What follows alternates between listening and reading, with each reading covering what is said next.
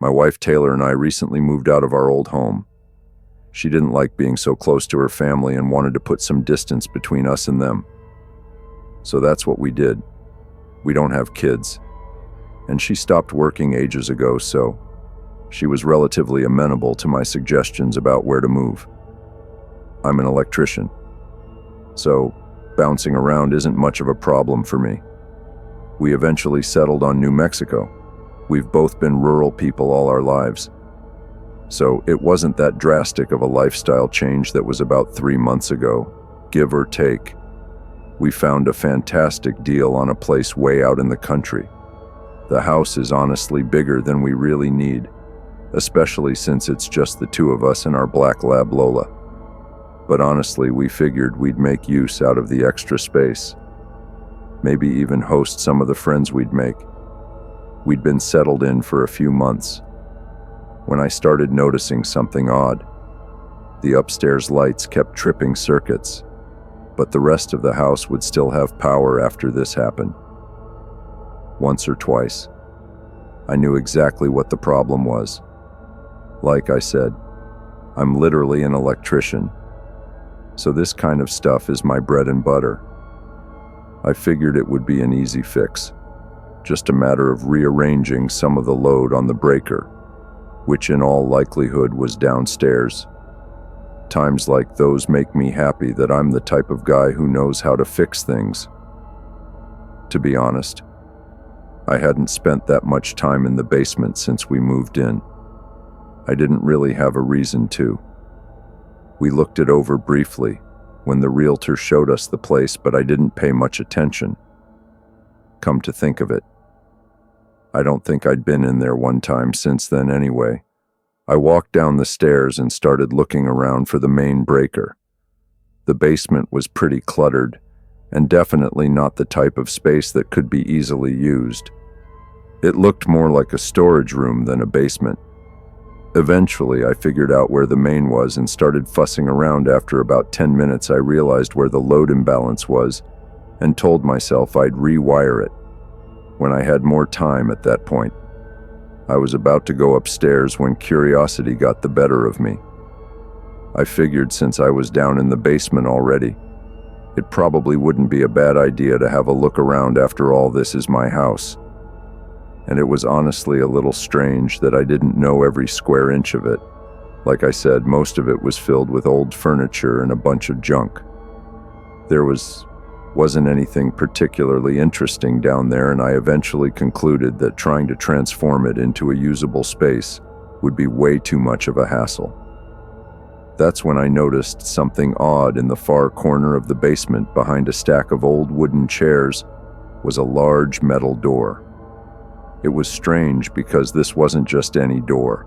It looked industrial grade. It was also a lot taller than most normal doors would be, and seemed pretty thick too. I walked over to it, and my suspicions were confirmed. It looked like the type of door you'd see securing a walk-in safe or some kind of panic room. My first thought was maybe it was a tornado shelter or storm room or something. But that would be a weird surprise. You'd think the realtor would have mentioned a feature like that. I tried to open it, but the handle wouldn't budge. It was locked. I immediately went upstairs and started rummaging through the drawer of keys the previous owner had left behind in case we locked ourselves out or something, but none of them worked on the door. I must have tried like 15 keys or something, but no luck. I eventually told Taylor about it, and she was just as curious about it as I was. I'm still not sure how, but she worked her magic, and we were able to get in contact with the previous owners. It was that exact phone call that took me from curious about the situation to downright concerned. They were a little odd on the phone and would pause every so often, like they were thinking carefully about what they were saying or trying not to say too much. Part of me wishes I had recorded the conversation, but hindsight is 20/20. When I asked about the door, they got quiet. Eventually, the wife said it was just a safe room in case of a tornado. I told her that was great, but we were unable to use it since it was locked. After another pause, she claimed they'd lost the key and told us to just ignore it. I thought that was extremely unlikely since they had literally left us keys to random doors that we'd probably never need to lock. The way she said it gave me a really bad feeling in my gut too, but there was nothing I could do. We ended up hanging up almost immediately after that, as they were definitely not trying to make small talk. Taylor tried to laugh it off, told me I was overthinking it, but I couldn't let it go. Over the course of the next few weeks, I would occasionally wander down the stairs and just stare at that door, wondering what could be inside. I tried everything I could think of to open it, even some tricks I picked up from work, but it was no use. The lock was solid. I ended up giving up for about a week, but the curiosity ultimately got the better of me. Fast forward to 2 days ago, when things took a wild turn. After my wife's wishes, I decided to hire a locksmith. He came over, and I let him do his thing down there. After about 30 minutes, I went downstairs to check on him. He told me that the lock was unusually complex for a simple panic room. Those were his exact words. I was worried he wouldn't be able to get it open, but to my surprise, he actually managed to crack it. After another half hour, I wish he hadn't. Inside the room was set up like some kind of shrine. There were old black and white photographs on the walls, all covered in strange symbols that I didn't recognize. In the center was a chair, just facing the wall. It looked like someone had spent a lot of time sitting there just staring at nothing in one corner. There was a cot with crumpled blankets, and it smelled stale and kind of gross. Then I noticed the trash, empty chip bags, crumpled water bottles. The realization smacked me in the face. Someone had actually been staying down there, and not that long ago I was dumbfounded. I didn't think the situation could get much worse, but of course that's what happened. As I was trying to take it all in, I noticed a second door on the far right side of the room. It was small and half hidden by the minimal light, but it was there. I opened it and realized it led to a set of stairs that led to the cellar door out inside the house. I felt like such an idiot. I hadn't even had the foresight to check the cellar door when we moved in, since I just assumed it led to the basement. In all the time we lived here, I had never even opened it. My bewilderment at the whole thing soon became terror. Someone had literally been living in my house for who knows how long. Things started clicking in my brain since moving in my wife, and I had noticed a few weird things that we couldn't explain most of the time. It was just things going missing. Until that point, I had just assumed my wife had misplaced things, which she did have a tendency to do. This discovery changed everything. Though someone had been living in our house, I had to repeat that thought a dozen times in my head before I could fully wrap my mind around what was going on. I didn't know who had been in there or why, but I knew. I didn't want them coming back. I tried calling the previous owners, demanding an explanation, maybe even threatening legal action, but they wouldn't pick up either. They disconnected their number, or they just didn't want to deal with it. Taylor was freaked out, and I was too.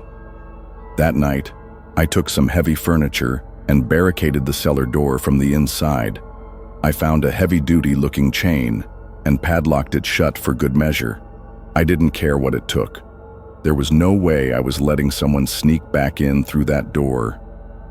The police came and took down a full report before leaving, telling us they do their best to try and get in contact with previous owners.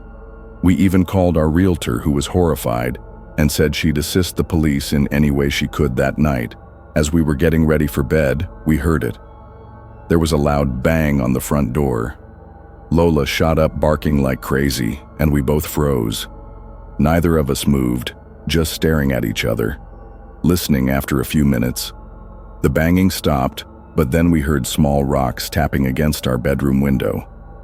Taylor held on to Lola, and I went to look out the window. Taylor begged me not to, but I was furious at that point in my mind. I was preparing to fight whoever was out there. I grabbed the baseball bat from under the bed and yanked the curtains away from the window, but I couldn't see a thing. We thought it was over. Taylor wanted me to call the police, but there was a little part of me that wanted to handle this myself. I knew the police would scare them away and call it pettiness, but I wanted to make sure whoever was out there got caught. I told her if one more thing happened, I'd call. But then, and from downstairs, I heard the sound of glass shattering. I sprinted downstairs just in time to see two figures running away from the house. The kitchen window was completely shattered. It was then that I called the police, who showed up not long after they searched the house and the basement, but there was no sign of forced entry into the storm room. They didn't find anyone on the property either. Their best guess was that whoever had been living down there was angry when they realized they were locked out and decided to come back and scare us. I was both furious and horrified. My wife has been a wreck ever since the police escalated the situation, since an actual crime happened, and said they're working on tracking down the previous owners, but that it could take a few days. That was 2 full days ago, and we still have not been able to get in contact with them. I think the police scared away those squatters, though, at least for now, as they haven't been back to our house since. I'm actually shocked that something like this could even happen in the first place if we can't get in contact with the previous owner soon. I have absolutely no idea what I'm going to do. I'm fully prepared to defend myself, but I hope it doesn't come to that.